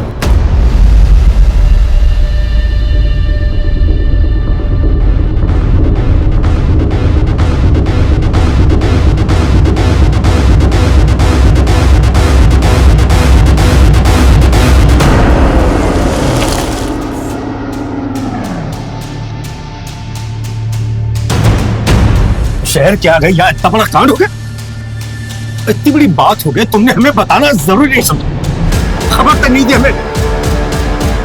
और तू हरामखोर, तू कहा था जो कांड हुआ? वो बाजी अम्मा जी ने हमें दोपहर में ही काम के लिए तहसील भेज दिया था। तू तहसील में था तो कौन सी कचहरी लगाने गई थी?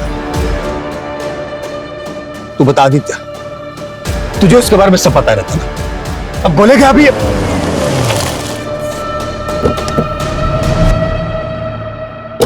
रजनी जी को आखिरी बार आपने देखा था? जी सर, माँ और हम विधायक जी के पास से लौट रहे थे और हमें काम से शहर जाना था। माँ के कहने पर हमने शाम को उनको गांव के पास छोड़ दिए थे सर। और माँ को शाम में टहलने की आदत थी तो हमें लगा कि टहलते टहलते वो घर पहुंच जाएंगे। उसके बाद रजनी जी घर आई नहीं? उस वक्त घर पे कौन था? सर कोई नहीं था यहाँ और हम अपनी बीवी के साथ उसके मायके गए हुए थे। देर रात पहुंचे तो माँ नहीं थी, तभी से हम उनको खोज रहे थे। आप भी इनके साथ थे? अब हम तो 2 दिन से शहर में थे, योगा शिविर में। खबर मिलते ही फौरन लौट आए। पता नहीं सब कैसे हो गया। तो आदित्य ने रजनी देवी को गांव के बाहर ड्रॉप किया था। हो सकता है किलर ने वहां उन्हें अकेले देख उनको टारगेट किया। लेकिन ये बात उनके बेटे ने मैं पहले नहीं बताई। ऐसा लग रहा है जैसे सब कुछ सोच समझ के बोल रहे हैं। पता करो रजनी देवी के मर्डर की वजह कहीं कोई घरेलू झगड़ा तो नहीं, और नरेंद्र को ढूंढने पर जोर दो। ठीक है सर।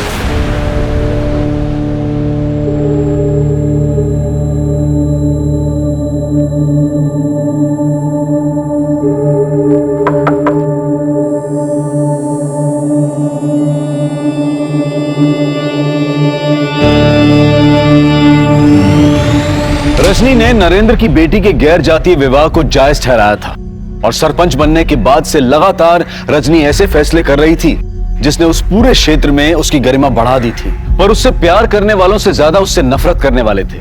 लेकिन सवाल यह भी था कि रजनी की पोती मेघा और उसका दोस्त संज्ञान जिस क्रूरता का शिकार हुए थे, क्या रजनी की हत्या से उसका कोई लेना देना था? आखिर क्या वजह थी कि रजनी के परिवार ने पुलिस को यह नहीं बताया था कि मेघा भी लापता है? पुलिस को रजनी के परिवार पर भी शक हो रहा था और उनका खबरी नेटवर्क रजनी और उसके परिवार से जुड़ी हर जानकारी को इकट्ठा कर रहा था।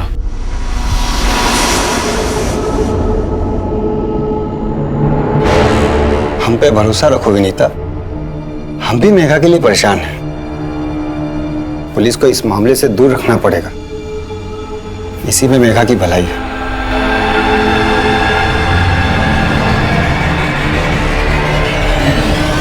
सर जिस दिन रजनी देवी की लाश मिली थी उस दिन सुबह नरेंद्र को एक टैक्सी स्टैंड के पास देखा गया था। एक सवारी टैक्सी वाले ने उसे हापुड़ बस अड्डे के पास उतारा था। हापुड़ पता करो, हापुड़ या उसके आसपास नरेंद्र की जान पहचान का कोई रहता है या नहीं? हो सकता है वहीं चुपके बैठा। सर आपका अंदाजा बिल्कुल सही है। ये मर्डर फैमिली के इंटरनल मैटर से जुड़ा हो सकता है। मैटर क्या? सर आदित्य बहुत पहुंची हुई चीज है। ये आदित्य बहुत सारी शराब की भट्टियों में साइलेंट पार्टनर था और रजनी देवी ने ऐसी बहुत सारी भट्टियों को बंद भी करवाया। तो क्या बेटे के गैर कानूनी धंधों में माँ के उसूल आड़े आ रहे थे? सर वैसे आदित्य का सगा रिश्ता नहीं था रजनी देवी से। रजनी देवी उदित और आदित्य की सौतेली माँ थी। दरअसल उदित और आदित्य के पिता की शादी रजनी देवी की बड़ी बहन से हुई थी, लेकिन आदित्य के जन्म के बाद उनकी मौत हो गई और उसके बाद रजनी देवी के पिता ने उनकी शादी विश्वनाथ से करवा दी।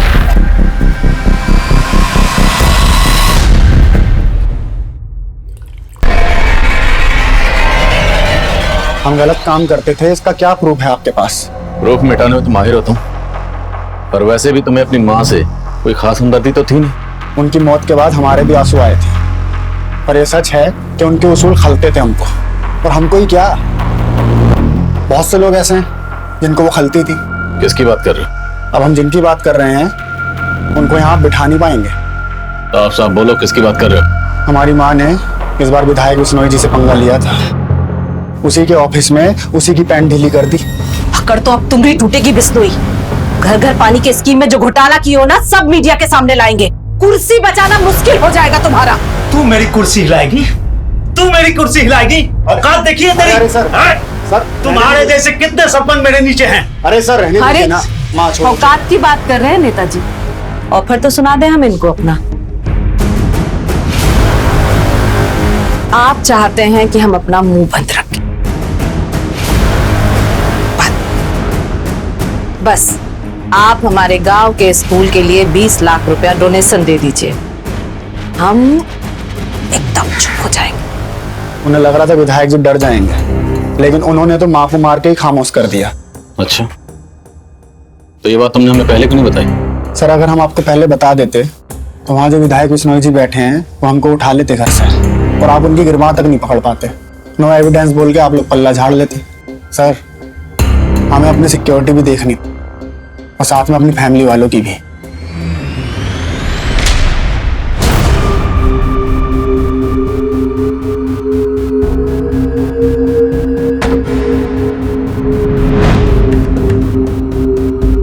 The number you have called is currently switched off. Please dial after some time.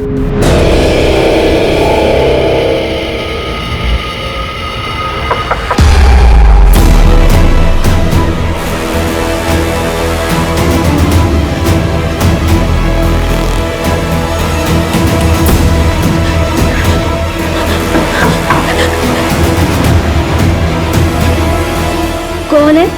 Room service madam.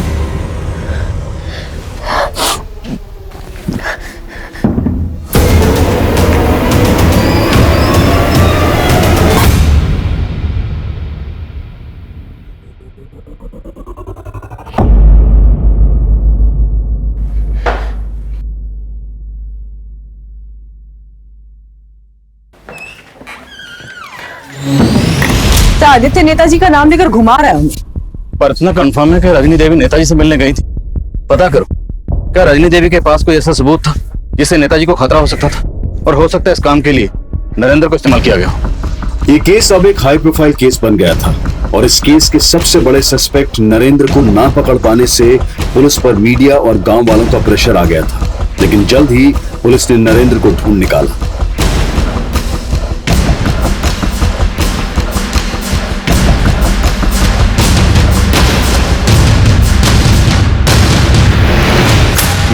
हम मानते हैं मामा जी के फैसले से गुस्सा थे, लेकिन हमने कुछ नहीं किया। अच्छा, कुछ नहीं किया तो फिर हमें देख के भागा क्यों? मैडम भागते नहीं तो गांव वाले हमें जिंदा नहीं छोड़ते। और अब हम तुझे नहीं छोड़ने वाले। बता, रजनी देवी के गहने का छुपाए तूने? मैडम हमने कुछ नहीं किया। शर्मा, कूट इसको।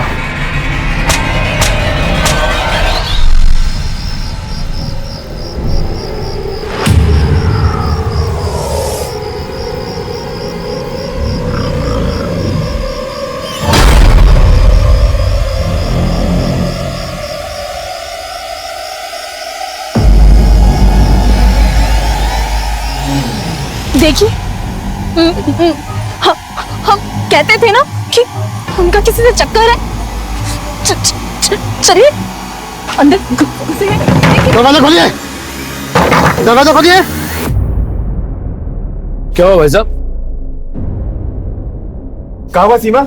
ये बोल रही है स्वीटी के साथ चक्कर चल रहा है आपका। मेरे बीवी हमारे बता रहे हैं आप। भाई साहब इसमें इनका दोस्त नहीं है, हम आपको बता रहे हैं ना, ये हमारी बीवी हम पे सख्त न्यायादा करती है। तुम झूठ मत बोलो। अरे हम ये भाई साहब से मिलने आए रहे, और इनको देखने के बाद में भी तुम ये फालतू का तमाशा कर रही हो।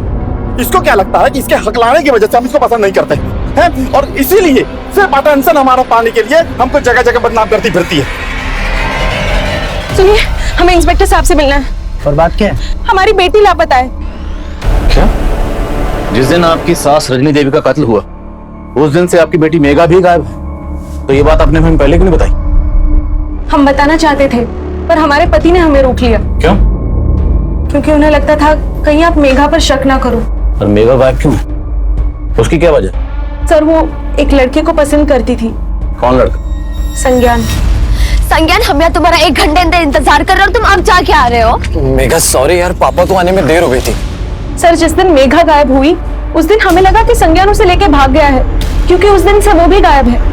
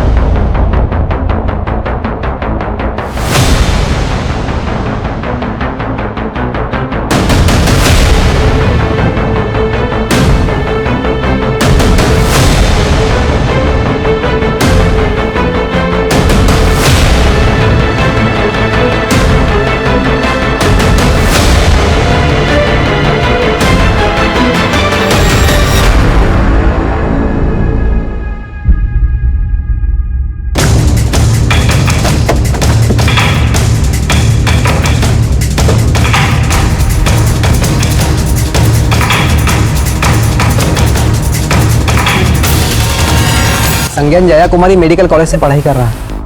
वो ललितपुर के किसी हॉस्टल में रहता है मैडम। घर में कौन कौन है? उसके सिर्फ पिताजी है। क्या नाम है फादर का? राम प्रवेश। इनका नंबर है आपके पास? जी मैडम। सर मेघा के लापता होने को लेकर रजनी देवी के घर में हर कोई जानता था, और मेघा की माँ की तरह सब लोग मेघा के दोस्त संज्ञान के ऊपर ही शक जता रहे हैं। और संज्ञान भी गायब। अब इस केस की कई बातें खुल रही हैं। सर एक अजीब सी बात है, इतना सब कुछ होने के बावजूद रजनी देवी के पति विश्वनाथ, उसे कोई फर्क ही नहीं पड़ रहा है। अपने दोस्तों यारों के साथ रोजाना उसके ड्रिंकिंग सेशन चल रहे हैं। और जिस दिन रजनी देवी का कत्ल हुआ उस दिन वो यहाँ था भी नहीं। कहीं ये सारा प्लान विश्वनाथ का तो नहीं?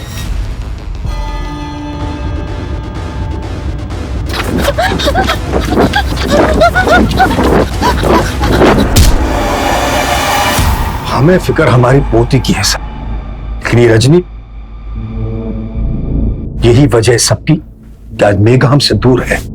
आखिर क्या वजह जो आप अपनी मरी हुई बीवी को इतना कोस रहे हैं?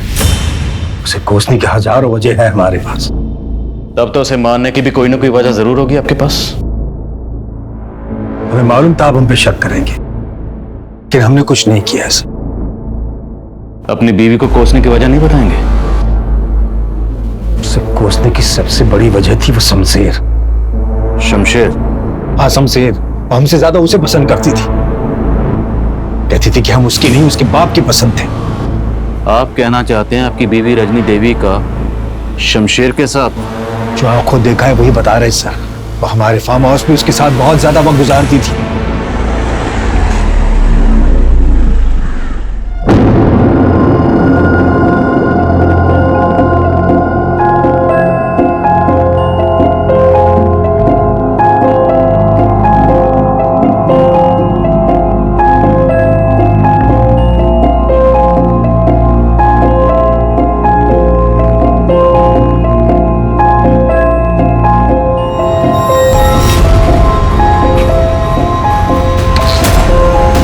हम साथे मैं तुझे छोड़ूंगा क्या? तुझे छोड़ने क्या तो उसी में चेक करता है साले। हाँ छोड़िए इसे। छोड़ूंगा नहीं उसे मैं। आपको ज्यादा मर्दानगी दिखाने का जरूरत नहीं है। उम्र देखिए अपनी, कुछ बचा नहीं है आप में। उस कमीने के सामने मैं जलील करती थी और हम खून के खून पी के रह जाते थे। कई बार हमने उसको माफ कर दिया। ये आज उसके कर्मों की सजा मिली है उसे, और ये सजा आपने उसे दी? मैं पहले भी कहा आपसे सर, हमने कुछ नहीं किया, लेकिन शमशेर उसके सारे राज जानता था। वो ये भी जानता था कि आज के लोग किसके हद पे चढ़ी थी। मैडम जी, हम अपने किसी काम से बाहर नहीं गए थे, बल्कि हम तो अपने बेटे संज्ञान को खोजने गए थे। कहाँ खोज रहे थे? और आखिर ये संज्ञान गायब कहाँ है? कुछ पता नहीं चल रहा मैडम जी। वो गर्मियों की छुट्टी में 7 जुलाई को अपने हॉस्टल के लिए निकला था, तभी हम उसको आखिरी बार मिले थे। और फिर उसके बाद हम अपने किसी काम से सतना चले गए। 5-6 दिन बाद उसके हॉस्टल से फोन आया कि वो अभी तक हॉस्टल नहीं पहुंचा है। फिर हम सतना से सीधे ललितपुर चले गए उसके हॉस्टल। और फिर वहां से जब वापस आए तो पता चला कि आप उसको पूछने आए थे। 7 जुलाई से ये लड़की भी गायब है। इसका नाम मेघा है।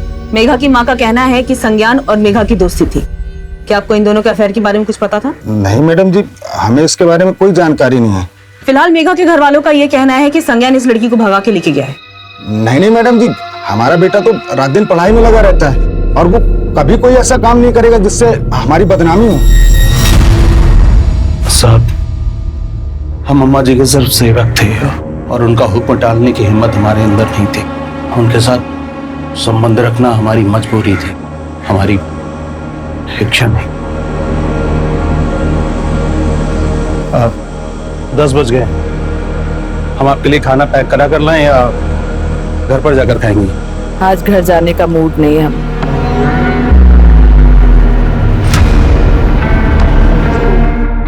तुम भी यही रुक जाओ। जी।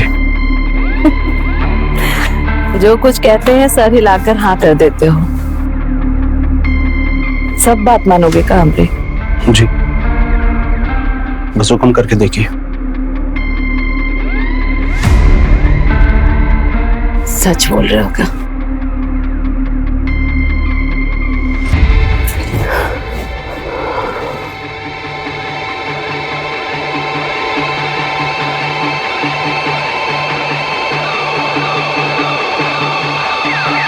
उस दिन की बात से उन्हें मना नहीं कर सके।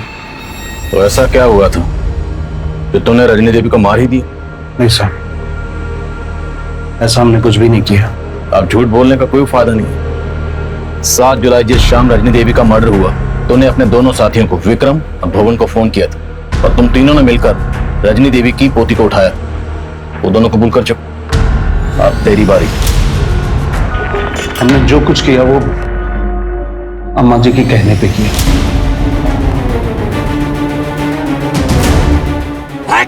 तुम लोग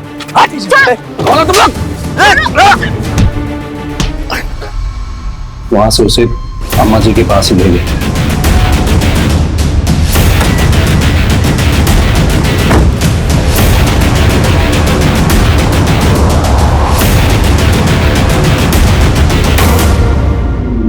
हमारे घर की बेटी होके जात वाले लड़के से इश्क लड़ा रही थी तुम? दादी, हम संज्ञान से प्यार करते हैं। हम आपको उसके बारे में बताने ही वाले थे। हमने पहले ही पता कर लिया। भूल जाओ उस लड़के को। हमने तुम्हारी शादी एमपी साहब के बेटे से तय कर दी है। इससे तुम्हारी जिंदगी भी संवर जाएगी और हमरे कुल की भी। दादी, आप कुल और जात की बात कर रही है? हाँ, कहे? बेटी और रोटी का व्यवहार कुल जात देखकर ही किया जाता है बिटिया। हमने सपने में भी नहीं सोचा था कि आप ऐसे निकलेंगी। अगर अब आपने हमें संज्ञान से शादी करने से रोका तो हम पूरे गांव को बता देंगे आप कितनी बड़ी ढोंगी है। जुबान लड़ाती हो हमसे?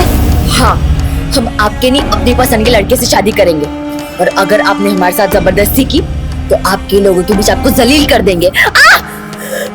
हमको जलील करोगे तुम? हमको जलील करोगे? जलील करना किसे कहते हैं हम बताते हैं तुमको। ले जाओ इसे। इसका वो हाल करो कि अपनी शकल किसी को दिखा ना सके। नहीं दादी, छोड़ो मैं। दादी नहीं। रुको, दरवाजा खुला छोड़ देना। हम उनका वो रूप देखकर हैरान थे साहब। वो हमें अपनी ही पोती के साथ दुष्कर्म करने का फरमान सुना रही थी। हम मजबूर थे साहब, हमें उनकी आंखों के सामने ही ये सब कुछ करना पड़ा था साहब। उस दिन उन्होंने हमें हमारी ही नजरों में गिरा दिया था। हम सह नहीं सके। हम अम्मा जी और मेघा को फार्म हाउस में छोड़ के चले गए थे। उसके बाद क्या हुआ हमें सच में कुछ नहीं पता। तू मेघा का रेप कर रहा था और तेरे दोनों साथी संज्ञान का कत्ल। और तू कह रहा है तूने जो किया सिर्फ अम्मा जी के कहने पर किया। खुद को बेकसूर समझ रहा तू?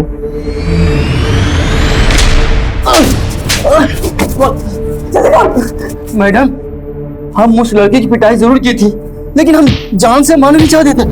हमको लगा खत्म हो गया मैडम, इसलिए उसकी बॉडी को ठिकाना लगा दिया। इससे ज्यादा कुछ नहीं किया। तूने जो किया उसे कम समझता है तू?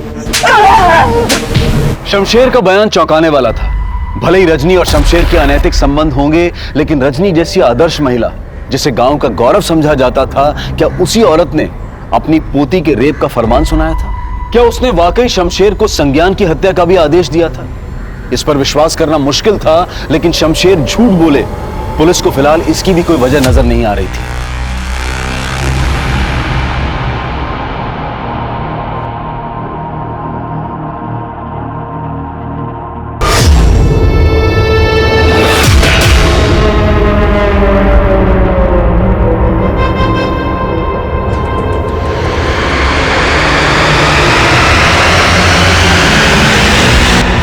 शमशेर के साथ ही बोल रहे हैं कि उन्हें लग रहा था कि संज्ञान मर चुका है। अगर ऐसा होता तो उसकी लाश मिलनी तो चाहिए थी। सब ये समझ में नहीं आ रहा है कि वो दोनों सच सच बोल रहे हैं कि कहानी अब भी कुछ और है। और रजनी देवी के घर वाले ये मानने को तैयार ही नहीं है कि रजनी देवी अपनी पोती के साथ ऐसा कुछ करवा सकती है। वैसे इधर शमशेर के दोस्त भी ये मानने को तैयार नहीं है कि रजनी देवी की हत्या में उन दोनों का हाथ है। संज्ञान के साथ साथ मेघा का भी कुछ पता नहीं चल रहा। ये केस को सुलझता ही जा रहा है। सर एक बात पता चली है। रजनी देवी की हत्या के अगले दिन उनके बड़े बेटे उदित ने एक गैराज में एक कार बेची थी, वो भी सिर्फ 15,000 रुपए में। कुछ तो गलत है। उस कार को तुरंत जब्त करो और फोरेंसिक को बुलाओ, और रजनी देवी के घर वालों को इस बारे में कुछ पता नहीं चलना चाहिए, और किसी भी तरह से पता करने की कोशिश करो कि संज्ञान और मेघा इस वक्त कहाँ है। सर देखा पुलिस के पास जाने का नतीजा कितना तमाशा बन गया है हमारा। तो चाहते क्या हैं आप? हम अपनी बेटी को भूल जाएं? इस मुसीबत में फंसने से अच्छा है कि भूल जाओ कि हमारी कोई बेटी भी है।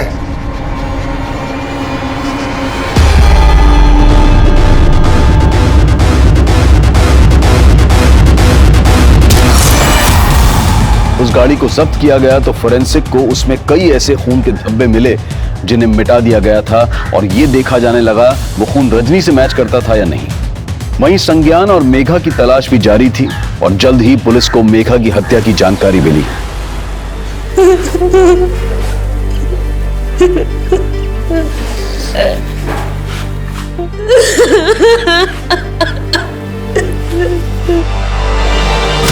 सर मेघा की लाश हमें हाईवे से कुछ दूर एक सुनसान जगह पे मिली।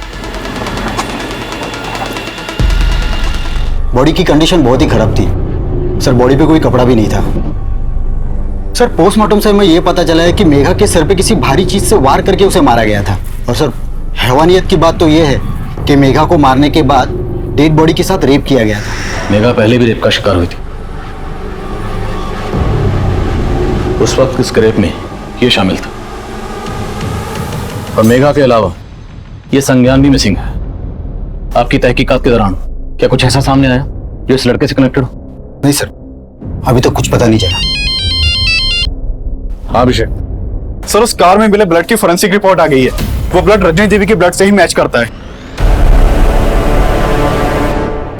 सर मानते हैं कि हमने आपसे सच छिपाया, लेकिन माँ की हत्या से हमारा कोई लेना देना नहीं। तो किसका लेना देना?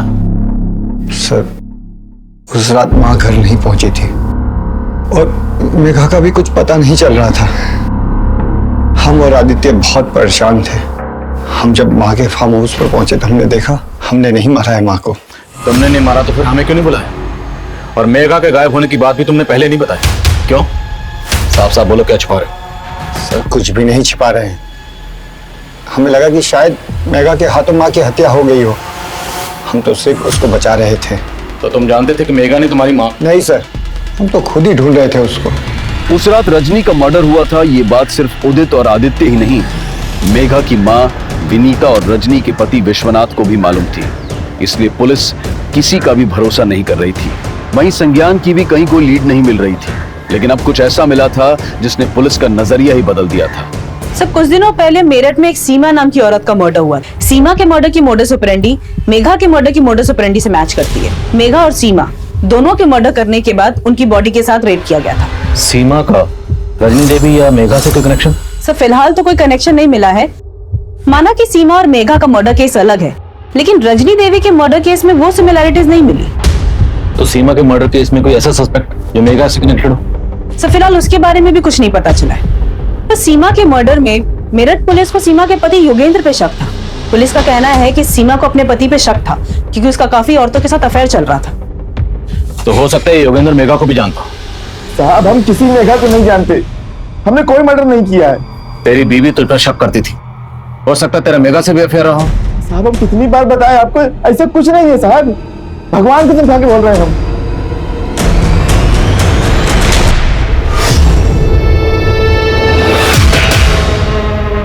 अरे बेटा, आप यहाँ क्या कर रही हैं? जी हम पहचाने नहीं आपको। अरे हम आपके पापा के दोस्त हैं, संजीव।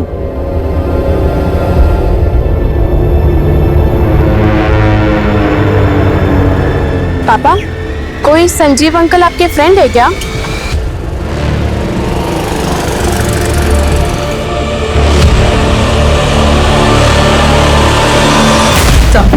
सर पिछले कुछ सालों के मैंने कई मर्डर केसेस स्टडी किए। इसमें मालूम चला कि सीमा और मेघा जैसी कई ऐसी लड़कियों के मर्डर केसेस सामने आए जिसमें डेड बॉडीज के साथ रेप किया गया था। हत्या की वजह थी सर पे हुआ वार, और एक दो क्राइम सीन पर पुलिस को खून में लथपथ हथौड़े भी मिले। हथौड़े? यस। तो क्या ये किसी सीरियल मोलेस्टर का काम, जो एक ही पैटर्न से सारे मर्डर कर रहा है? लग तो ऐसा ही रहा है सर। इन सारे केसेस को अच्छी तरह स्टडी करो और देखो कि क्राइम सीन पर आसपास क्या क्या कॉमन है। कोई ना कोई लीड जरूर मिलेगी। Right sir. पुलिस इस केस में सीरियल मोलेस्टर की थ्योरी बना रही थी, लेकिन संज्ञान के गायब होने का राज इस केस को फिर से दूसरी दिशा में मोड़ रहा था। सर, ललितपुर से कुछ दूरी पर एक लॉज है, आरवी लॉज। इसी लॉज से 5 किलोमीटर की दूरी पर मेघा की लाश मिली थी। सर, खबरों से पता चला है कि पिछले कुछ दिनों से वहां पे एक लड़का छुपकर बैठा हुआ है। मुझे शक है कि वो संज्ञान है। फौरन एक टीम लेकर वहां पहुंचो।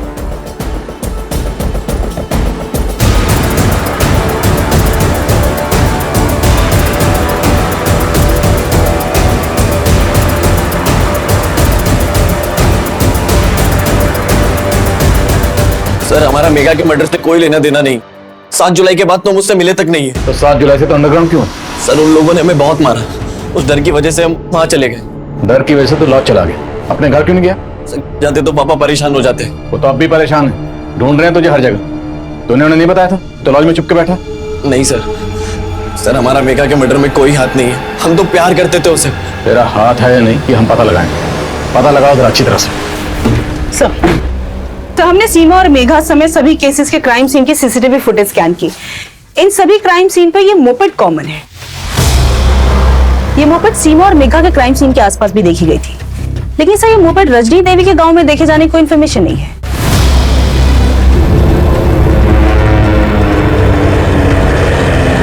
सुनिए,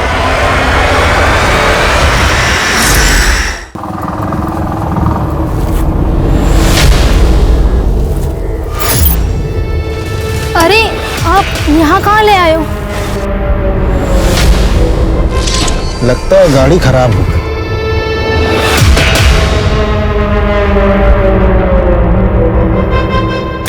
अरे ये क्या कर रहे हो आप?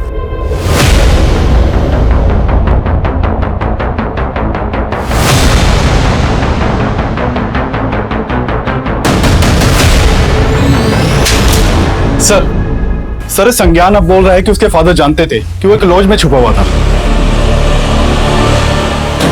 हमें देर नहीं लगी तेरा पता करने में। तुझे फॉलो किया, तुझे रंगे हाथ पकड़ ली। सालों पहले तेरी बीवी का मर्डर हुआ था, मुझे पूरा यकीन है उसका मर्डर भी तूने किया होगा। सही कहा आपने। हमारा पहला शिकार हमारी पत्नी थी। वो हमारी गैर मौजूदगी में दूसरे मर्द के साथ सोती थी, और जब हम उसके पास जाते तो वो हमें जलील करती कि तुम हमें संतुष्ट नहीं कर पाते। एक दिन हमारा माथा सनक गया। हमने उसको हमेशा के लिए संतुष्ट कर दिया, पर हम संतुष्ट नहीं हुए। उसी वजह से हमें इन औरतों से नफरत हो गई। ऐसा करता क्या था? ये औरतें तेरी बात मानकर तेरे साथ चलने को तैयार हो जाती थी। हम बहुत स्मार्ट हैं साहब। हम उनके पास जाते और उन्हें जता देते थे कि वो हमें जानती हैं और हम उन्हें जानते हैं, और हथौड़ा मार देते। और मेघा, वो तो तेरे बेटे की गर्लफ्रेंड थी। उसी की वजह से उसकी दादी रजनी ने हमारे बेटे को अधमरा कर दिया था। तो रजनी देवी को भी तूने मारा था? तब वो हमारा स्टाइल नहीं है।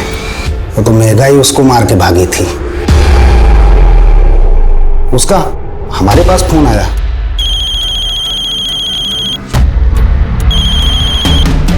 हेलो अंकल, हम मेघा बोल रहे हैं, संज्ञान की दोस्त। मेघा? हाँ अंकल, संज्ञान ठीक तो है ना? हमने उससे बोला संज्ञान सही सलामत है और हम उसको संज्ञान से मिलवा देंगे। फिर हम उससे ललितपुर में मिले, उसने हमें अपना सारा दुखला सुनाया। क्या तुम्हारी दादी ने तुम्हारा रेप करवाया था? हाँ अंकल। अब आई अक्कल ठिकाने तुम्हारी? हाँ बोलो, शादी करोगी उस लड़के से? अब हम मर जाएंगे लेकिन आपकी बात कभी नहीं मानेंगे। मेघा मेघा मेघा रुक। ठीक है तो हम तुमको भी मार डालेंगे और उस लौंडे को भी। हाँ तुमको क्या लगता है तुमको ऐसे जाने देंगे? उसने बताया कि संज्ञान के साथ भाग करके जिंदगी गुजारने के लिए उसने अपने दादी के गहने चुरा के बेच दिए।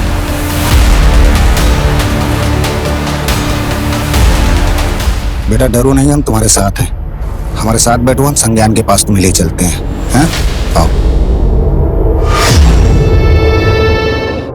और सबकी तरह हमने मेघा को भी संतुष्ट कर दिया।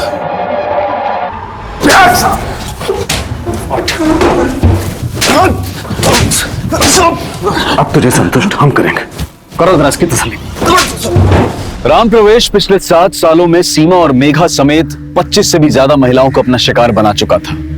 लेकिन मेघा सिर्फ राम प्रवेश की ही नहीं बल्कि अपनी दादी रजनी और शमशेर की क्रूरता का भी शिकार थी।